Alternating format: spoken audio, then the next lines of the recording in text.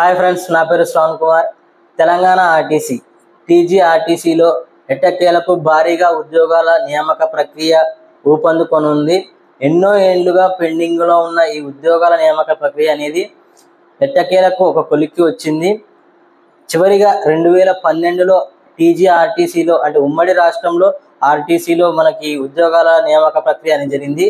దాని తర్వాత తెలంగాణ రాష్ట్రం వచ్చిన తర్వాత ఆర్టీసీలో డైరెక్ట్ రిక్రూట్మెంట్ అనేది జరగలేదు. ఇప్పుడు ఇన్నేళ్ల తర్వాత ఇప్పుడు ఈ రిక్రూట్మెంట్ అనేది జరుగుతుంది.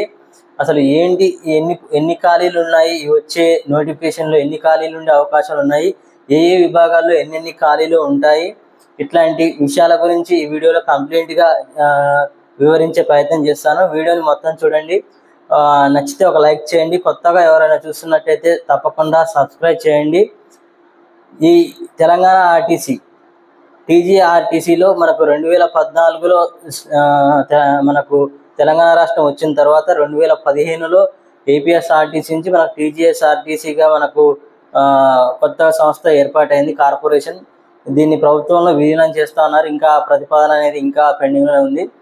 సో ఇప్పుడు మనకు వచ్చేది ఏంటంటే, దాదాపు కొన్ని ఏళ్ళుగా 2012లో మనకు లాస్ట్ రిక్రూట్మెంట్ జరిగింది. అప్పటి నుంచి ఎన్నో వందల మంది ఇందులో రిటైర్మెంట్ అయిపోయారు, పదవి విరమణ చేశారు.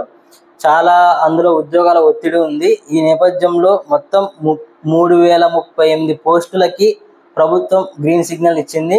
దీనికి సంబంధించి ఇటీవల తెలంగాణ ఆర్టీసీ, తెలంగాణ రవాణా శాఖ మంత్రి ఈ ఉద్యోగాల భర్తీకి సంబంధించి ఒక కీలక ప్రకటన చేశారు.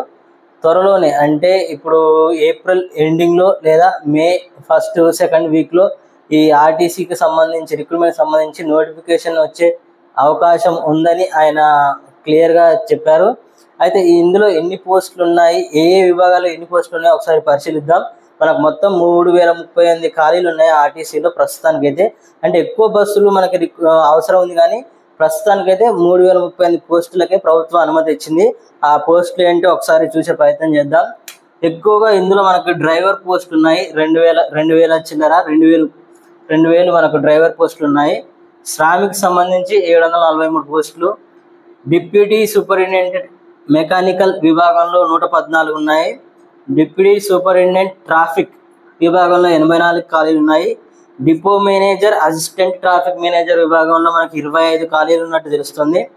అసిస్టెంట్ మెకానికల్ ఇంజనీరింగ్లో 18 ఖాళీలు.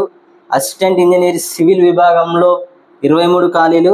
సెక్షన్ ఆఫీసర్ సివిల్లో 11 ఖాళీలు. అకౌంట్ ఆఫీసర్కి సంబంధించి 6 ఖాళీలు. మెడికల్ ఆఫీసర్స్ జనరల్ సంబంధించి 7 ఖాళీలు. మెడికల్ ఆఫీసర్స్ స్పెషలిస్ట్ కేటగిరీలో మొత్తం 7 ఖాళీలు. మొత్తం 3038 ఖాళీలు. సో ఇది టీజీఎస్ఆర్టీసీ ఖాళీలకు సంబంధించి. ఎన్నో ఏళ్ళ తర్వాత ఇందులో రిక్రూట్మెంట్ జరుగుతుంది కాబట్టి ఎంతో మంది ఆశగా ఎదురుచూస్తున్నారు. అయితే ఇటీవల ఆర్టీసీలో ఎలక్ట్రికల్ బస్సులు ప్రవేశపెట్టడం వల్ల కొంతవరకు డ్రైవర్ల రిక్రూట్మెంట్ అనేది తగ్గుతున్నట్టు తెలుస్తోంది.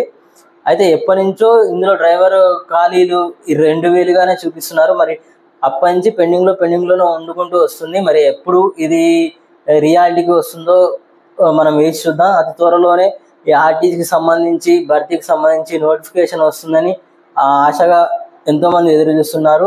ఇది ఈ వీడియోకి సంబంధించి, ఆర్టీసీకి సంబంధించి.